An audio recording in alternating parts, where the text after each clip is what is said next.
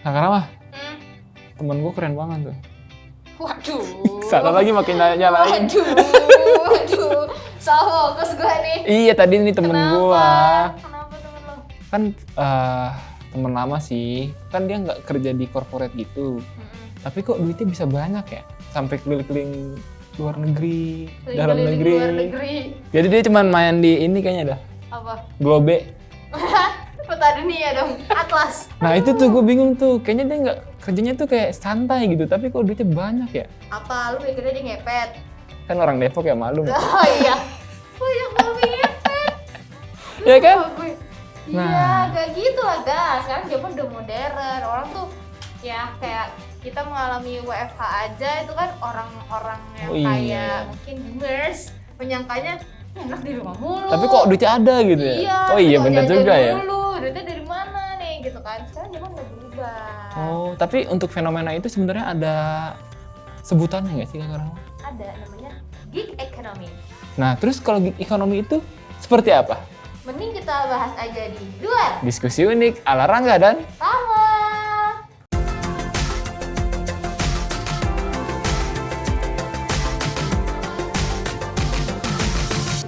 Lu pernah dengar nggak kata gig? gig taunya yang konser. Tapi kalau misalnya di ekonomi itu beda kan. Oh iya. Jadi itu tuh kayak sebuah fenomena nih ya. Gue motif melansir asik. Dilansir dari Investopedia.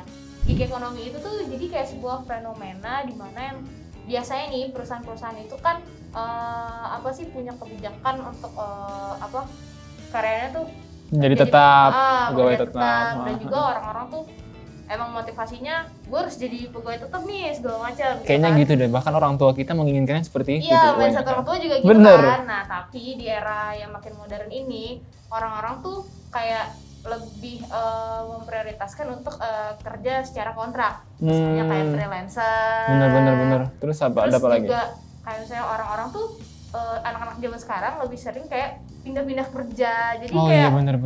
lebih mau mencari pengalaman baru, mencari gaji baru, ya kan? Kayak gitu. Bener. dah. Atau disebutnya juga independent workers. Asik, kayak teman lo gitu. Jadi kayak kelihatannya gak ngapa-ngapain, gak kerja tapi duitnya banyak. Nah, sebenarnya salah satu penyebabnya bisa jadi teknologi ya Kak Rahma ya. Nah, teknologi nih BMers. Jadi kalau misalnya kalian nih udah tahu yang namanya teknologi, kayaknya tuh mudah tuh untuk mendapatkan uang. Wah, tanpa harus menjadi pegawai tetap gitu ya. Betul. Nah, biasanya nih para pekerja tersebut biasanya para pekerja yang terampil. Jadi dia memanfaatkan skillnya itu nggak cuma di satu tempat gitu. Iya, jadi ya lebih kan? kreatif tuh. Terus apa ya? Networkingnya juga Betul. bagus. Nah, tapi nih ada tapinya nih Kak Rama. Betul. Kalau gig ekonomi itu bakal punya dampak buruk bagi ya model-modelnya yang kayak nggak susah bergaul, ya kan? Oh iya. Ya kan jadinya lu punya skill doang tapi nggak bisa networkingnya itu susah. Tapi kan justru networkingnya itu tadi. Apa Ini sih? maksudnya ini kali ya. Coba. Maksud gua networking dalam misalnya nih lu freelancer, terus lu nyari Orangnya gitu, kliennya. kliennya gitu. Tapi kan karena lu jarang bersosialisasi nih. Nah, makanya itu. gua kerjanya tuh freelance writer misalnya. Ya kerjanya lebih sering di rumah atau co-working space atau cafe kayak gitu. Gue jarang yang harus berinteraksi dengan orang. Itu cocok ya kayaknya. Jadi pengen jadi. Ya karena gue nggak harus ketemu orang lain gitu. Benar. Tapi duit gue nambah. Nambah gitu ya kan. Nah, tapi ya itu dia sih sebenarnya, dan jangan lupa skill kalian dan hasilnya itu harus bisa dilihat juga oleh orang lain biar ya kliennya tuh ada lagi. Oke, itu penting sih. Benar. Yang pertama apa tuh gak? Asik. Yang pertama itu tempat faktornya. Betul. Jadi kadang kan orang misalnya jadi pekerja tetap atau corporate gitu kan, kadang dia tuh apa ya, jenuh kali ya dan merasa lebih pressure tuh lebih tinggi gitu ya kan. Belum drama. Ya, Aduh. ya kan. Jadi mereka tuh untuk menghindari hal tersebut, jadi dia memutuskan untuk menjadi independent workers. Bukan berarti juga nih mereka tidak punya tempat untuk bernaung ya. Maksudnya dia juga punya tempat, tapi untuk suasana hatinya lebih enak kerjanya, lebih fokus gitu. Bukan berarti fokus. Nah, jadi tempat itu penting. bagi para pekerja independent workers. Kayak co-working space itu Benar. kan banyak menyediakan fasilitas-fasilitas yang emang mendukung para independent workers atau kayak misalnya freelancer. Betul. Gitu. Nah, yang kedua nih BMers adalah rutinitas. Nah, BMers, rutinitas tersebut menjaga alur kerja seseorang nih, apalagi khususnya untuk independent workers. Jadi nih, kalau misalnya rutinitas tersebut udah menjadi kebiasaan, bener rutinitas kebiasaan, Betul, nih ya kan, betul.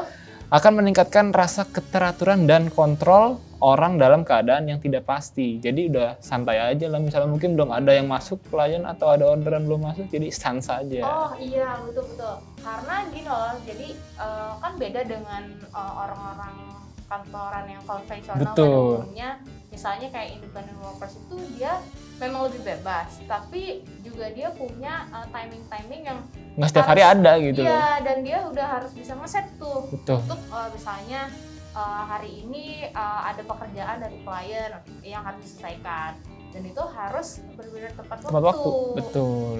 Dari biar order lagi gitu. Kalau nggak Iya. tepat waktu kan masa sekali doang habis itu udahan. Betul. Terus ada apa lagi nih Kak Rahma? Terus juga penting nih untuk para independent workers punya tujuan. Oh iya. Iyalah, jadi kayak lu jangan ngerasa pede dulu untuk jadi independent workers kalau lu nggak punya tujuannya. Misalnya lu tuh bingung gitu, gue pengen jadi independent workers tapi gue kerja apa ya? Ya jangan sampai kayak gitu. Itu namanya ikut-ikutan dong ya. Iya, lu tuh harus punya sesuatu hal yang emang lu mau capai gitu goalsnya. Misalnya gue pengen jadi professional writers nih. Nah, untuk jadi professional writers, lu kan pasti freelance nih. Betul. Nah, itu lu harus punya tujuannya gitu, dan lu harus ketika punya tujuan pasti lu punya step yang emang buat mencapai ke situ. Benar. Dan tujuan tersebut harus kalian tuh punya rasa percaya diri yang tinggi atas skill kalian yang kalian miliki. Betul. Terus sama yang terakhir ya orang-orang di sekitar lo, kayak tadi gue bilang networking. Jadi networking itu bukan kayak kita punya temen tuh nongkrong doang gitu, tapi untuk bisa memperluas peluang cuan kita. Benar. Pengalaman kita juga, karena misalnya gini, kayak pekerja seni ya, itu mereka bisa hidup dengan komunitas. Jadi mereka kalau misalnya nggak ikut komunitas tuh sendiri memang agak kurang sulit misalnya ya. lo mau bikin pentas atau mau bikin konser, pasti lo butuh orang-orang di sekitar komunitas lo itu. Kayak komunitas gitu yang emang bisa mendukung pekerjaan lo. Benar. Gitu. Dan skill kalian akan berguna jika kalian ikut komunitas itu. Betul sekali. Sendokiran mau bikin pentas apa? Iya makanya kayak nggak punya teman kan. Aduh. Nah, kategori pekerja independen juga ada 4 nih menurut Siapa? McKinsey. Oke.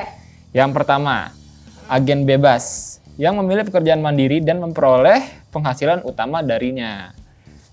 Jadi ya dia pekerjaan tersebut sudah dijadikan pekerjaan utama tanpa Tanpa harus bergantung dengan pekerjaan lain. Walaupun dia cuman seorang freelancer atau apalagi. Mungkin kayak J.K. Rowling kali. Atau penulis gitu kan dia udah kayak ya udah gitu ya. Udah bisa hidup dari karyanya ya. Benar. Dari situ ya nggak sih. Terus yang kedua tuh ya freelancer. Benar. Yang kayak gue misalnya freelance writer. Gue nggak cuma kerja di satu tempat, gue bisa di mana-mana. Iya. Atau mungkin kalian pekerja tetap tapi kalian juga freelancer. Nah, itu juga bisa. Nah, itu pekerja namanya lepas. Apa tuh? Nyontek dulu ya, Bemers. Tak salah nih. Reluctance. Jadi lo freelance, tapi lo masih kerja nih, misalnya lo masih kerja di bisnis, ya kan? Masih kerja di sini, tapi lo freelance juga. Nah, itu kategorinya itu tadi. Di sini ada. Nah, tulisannya gini dah. Ditaruh di sini. Nah, yang terakhir nih BMers yaitu keterbatasan finansial. Yang berarti kalian tuh melakukan pekerjaan mandiri tambahan karena kebutuhan. Jadi kalau nggak butuh, ya nggak usah gitu ya kan. Ini masih setengah-setengah nih, masih labil. Tapi nggak apa-apa, itu kan kebutuhan orang beda-beda. Dan pilihan orang kan beda-beda kan. Nah, kan kalau misalnya yang namanya fenomena gig ekonomi itu berarti kan pekerjanya pekerja lepas nih Kak Rama. Terus gimana tuh untuk mengenai hak para pekerja lepas tersebut? Ada nggak aturannya? Kalau di Indonesia sendiri ini gue belum tahu juga sih kayak lebih pastinya gimana. Mungkin masih ada regulasi-regulasi. Oh betul. Cuman memang permasalahan itu ya, polemik itu nggak cuma di negara kita sih, kayak di negara lain juga kayak gitu. Tapi nih salah satu negaranya kayak misalnya di Inggris, itu udah sih pemerintahnya tuh udah cukup terbuka dengan adanya gig ekonomi gitu, makanya kayak independent workers di sana tuh juga udah dapat hak kayak hak liburan. Oh, itu yang kasusnya ini ya, yang kasusnya ride hailing nggak salah, driver ride Iya, hailing. lo kayak driver Uber, Iya, misalkan, gitu ya. kayak gitu tuh mereka sama halnya dengan karyawan biasa gitu. Walaupun pekerja lepas, tapi hak-haknya mereka tuh dikasih gitu ya. Betul. Bahkan ada apa tadi yang tadi? Apa? Liburan berbayar ya, hak-hak Iya, liburan ya. iya. Kita nggak ada liburan berbayar. Next. Nah, di Spanyol juga nih BMers. Hmm. Di sana tuh akan menyetujui undang-undang yang mengatur bahwa gig ekonomi sebagai pekerja upahan. Wah. Jadi mungkin nantinya akan ada kayak pendapatan tetap kali ya, mungkin ya. Mungkin atau standar misalnya Oh, iya, minimal benar. upah untuk freelancer tuh berapa? Betul. Berarti Kalau sudah di mulai sini- diseriusi gitu. Di sini belum ya. Cuman kalau di sini tuh pajaknya Pasti ada tuh. ada, kalau bilang pajaknya ada. Dikit banget. Jadi emang freelancer tuh juga wajib pajak kalau di sini. Iya, benar. Gitu. Nah, menurut seorang stand up komedian nih dan juga penulis yaitu Raditya Dika, gig ekonomi merupakan pola kerja baru. Oke. Sehingga orang-orang tak perlu ke kantor untuk menukarkan keahlian mereka dengan uang. Betul. Tapi kalau jadi independent workers itu ya, kayak Rangga ya. Mm-mm. Jadi namanya juga independent. Independen, berdiri sendiri. Independent. Miss Indonesia kali ya. Aduh. Jadi gini BMers, karena kalian tuh berdiri di atas kaki sendiri, Betul. tidak ada yang menanggung ya kan, tidak ada yang ngurusin kehidupan kalian. Jadi ya kalian harus mandiri. Makanya dari segi finansial pun harus udah siap juga nih. Harus dong. Jangan kayak misalnya mungkin ya kayak temennya Rangga nih BMers, kan duitnya banyak ya kan, terus kayak gue bisa ngasihin duit banyak nih, tapi kemudian Lupa tuh. lupa tuh biaya-biaya lainnya. Jadi sebagai independent workers, kalian tuh jangan lupa untuk menyisihkan uang nih, terutama untuk asuransi, terus kemudian dana pensiun, sama dana darurat. Betul. Nah, kalau misalnya asuransi itu kan penting karena kalian tidak ada yang menanggung. Karena kalian tidak berdiri di satu badan perusahaan. Betul. Jadi kalian ya pintar-pintar lah. Kalau BPJS nggak cukup, asuransi kesehatan swasta silahkan disikat. Ya, tapi BPJS kesehatan bisa sih daftar kalau misalnya freelancer. Bisa? Bisa. Oke. Tapi ya untuk jaga-jaga ya. Nah, Kalian punya asuransi juga nih, gitu. betul. Terus kalau misalnya susun rencana pensiun, nah itu juga harus dipikirkan tuh. Karena kan nggak dapat pesangon kan? Iya. Benar. Bener kan? Benar. Makanya harus kayak prepare untuk ke depannya Betul. juga diri kalian sendiri juga gitu. Terus yang keadaan darurat ya balik lagi kayak tadi disisihkan kan, selain pensiun dana darurat itu penting karena orang sakit nggak ada yang tahu. Iya. Jadi sebenarnya dana darurat itu buat siapapun penting sih. Penting, betul. Basically itu penting buat karyawan tetap di kantor, karyawan bank, Nah. loket, freelancer itu Betul. emang penting. Dana darurat itu penting untuk siapapun yang sudah punya duit sendiri. Betul. Kecuali kalau kalian masih sekolah. Iya, masih bocah ya, tapi bisa sih sisihin duit jajan. Oh iya, dimulai dari sejak dini. Tuh sekali. Nah, kalau misalnya contoh dari gig ekonomi itu ada mulai dari freelancer, penulis, Iya. editor, Iya. videografer, bahkan ojek online tuh disebutnya gig ekonomi loh. Iya, karena mereka mitra kan, Mitra, betul. bukan emang misalnya kayak drivernya Gojek atau Grab. Mm-mm. Mereka kan nggak yang jadi pegawai tapi jadi mitra. Betul. Jadi ya mungkin kalau gue sambil nge-grab juga kan itu hitungannya gue sambil gig ekonomi. Berarti bagiannya tadi tulisan itu. Iya itu tadi masukin ya. Iya benar, banyak kok yang kayak gitu. Banyak benar. Banyak pulang kerja nge-grab atau Aktifin nge-Gojek. aja ya. Iya, aktifin aja betul. Itu buat ngisi bensin ya kan. Betul. Oke deh, kira-kira BMers tertarik nggak untuk jadi independent workers? Atau mungkin ada yang udah jadi independent workers dengan fenomena gig ekonomi ini? Iya, ceritain dong misalnya susah senengnya gimana. Betul. Kalian bisa komen di bawah atau kalian bisa nulis di bisnismuda.id. Dan jangan lupa nih, kalian juga harus follow IG-nya bisnis.muda.id biar kalian tahu tentang keuangan, investasi, terus sama cryptocurrency juga tuh kadang sering banget dinaikin tuh sama bisnis Iya, muda. dan hal-hal menarik lainnya ya. Betul, dan jangan lupa untuk subscribe channel ini Hmm. dan share ke teman-teman kalian. Oh iya, jangan lupa juga apa tuh? Tekan tombol loncengnya biar ada Iya. notifikasinya di HP kalian. Oke deh, kita pamit dulu ya, BMers. Sampai jumpa di episode lainnya. Dah, Bemans!